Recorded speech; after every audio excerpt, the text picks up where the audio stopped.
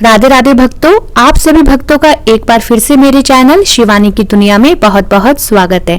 भक्तों, आज से पुरुषोत्तम मास प्रारंभ हो चुका है और आज से हम इस चैनल पर हर दिन नियम से पुरुषोत्तम मास महात्म्य की कथाएं सुनेंगे। उम्मीद करती हूँ आप सभी कथा प्रारंभ होने से लेकर कथा के समापन तक आप सभी मेरे साथ बने रहेंगे और अपना प्यार देते रहेंगे। चलिए भक्तों, शुरू करते हैं पुरुषोत्तम मास महात्म्य अध्याय पहला। इस अध्याय में हम सूत जी का मुनियों से किए गए तीर्थों के वर्णन को सुनेंगे। नैमिषारण्य क्षेत्र में यज्ञ की इच्छा से बहुत से मुनि आए, जिनके नाम है असित, देवल, पैल, सुमंतु, पिपलायन, सुमति, कश्यप, जाबाली, भृगु, अंगिरा, वामदेव, सतीक्ष्ण, सरभंग, पर्वत, आपस्तंभ, मांडव्य, अगस्त्य, कात्यायन, रथितर, ऋभु, कपिल, गौतम, मृदगल, कौशिक, गालव, क्रतु, अत्रि, पृथु, जमदग्नि, भार्गव, भारद्वाज, शौनक, पृथुश्रवा इत्यादि ऋषिगण अपने शिष्यों सहित लोक कल्याण करने के विचार से एकत्रित हुए, क्योंकि ये सदैव परोपकार में लगे रहकर वेदानुकूल कर्म करते हुए दूसरों के हित में संलग्न रहते हैं। ये नैमिषारण्य क्षेत्र में यज्ञ करने के लिए इकट्ठे हुए थे। इधर सूत जी तीर्थों का भ्रमण करते हुए अपने शिष्यों के साथ आ पहुंचे। वहां सूत जी ने संसार सागर से पार उतारने वाले समस्त ऋषिगणों का दर्शन किया और शिष्यों सहित सबको नमस्कार करके सूत जी आनंद मग्न हो गए। ऋषियों ने लाल रंग की वृक्ष की छाल पहने प्रसन्न मुख, शांत सद्गुण युक्त परमार्थी आनंद स्वरूप परम तत्व के जानने वाले सूत जी को तिलक लगाया। गोपी चंदन की मृतिका से राम नाम तथा दिव्य शंख और चक्र का छापा लगाया। तुलसी की माला तथा जटाओं के मुकुट से शोभित महा अद्भुत मंत्र का जाप करते हुए सब शास्त्रों के साथ तत्व के ज्ञाता, सब जीवों का हित करने वाले, इंद्रियों और क्रोध को जीतने वाले जीवंत मुक्त जगत के गुरु वेद व्यास जी के कृपा पात्र और व्यास जी के ही समान इच्छा रहित और विविध गुण संपन्न देखकर समस्त मुनिजन सहसा एक साथ उठकर खड़े हो गए। सभी ने तरह तरह की अद्भुत कथाओं को सुनने की इच्छा से सूत जी को घेर लिया। तब सूत जी ने हाथ जोड़कर विनम्र हो ऋषियों को प्रणाम किया। तब ऋषि बोले, परम भागवत सूत जी, आप चिरंजीवी हो। आप हमारे बिछाए हुए इस उत्तम आसन पर विराजिए, क्योंकि आप बहुत थके हुए हैं। ऐसा अनुरोध कर सभी ऋषिगण अपने अपने आसनों पर बैठ गए।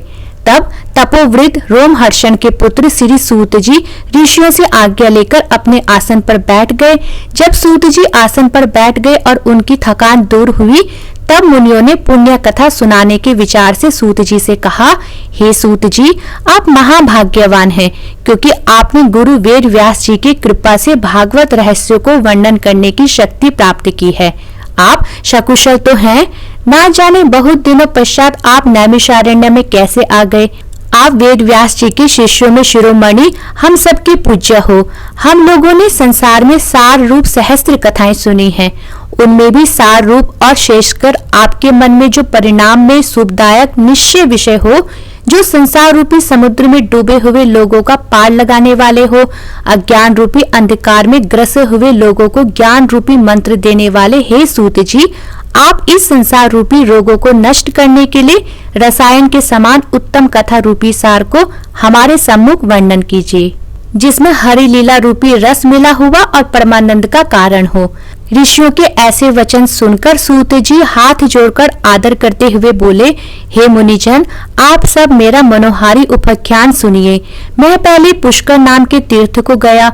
वहां स्नान करके देवताओं, ऋषियों और पितरों को तर्पण आदि से तृप्त किया।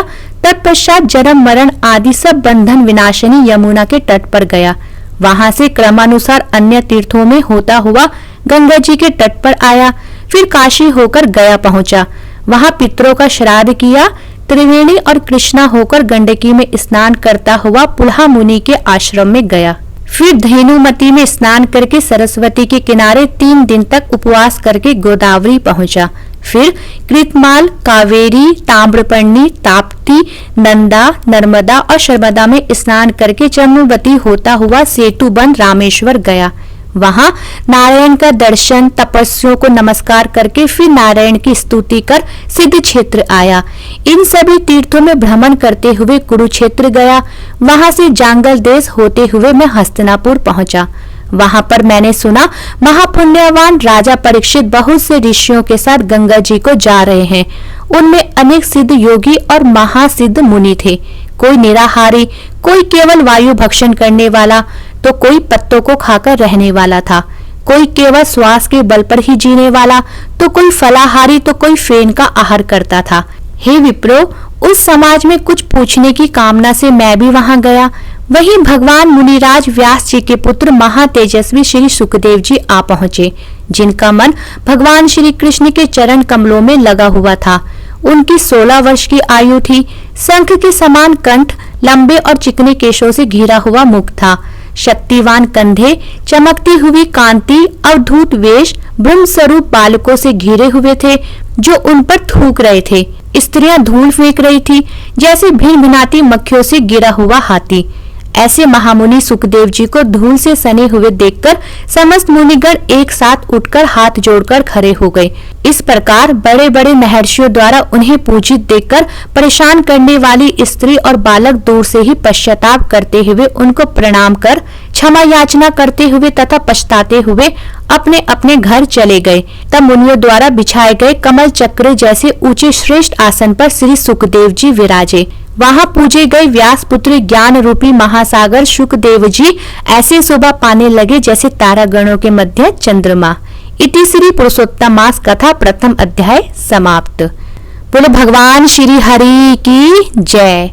भक्तों, अगर आपको मेरी ये वीडियो पसंद आई हो तो मेरा ये चैनल लाइक, शेयर और सब्सक्राइब करना ना भूलें।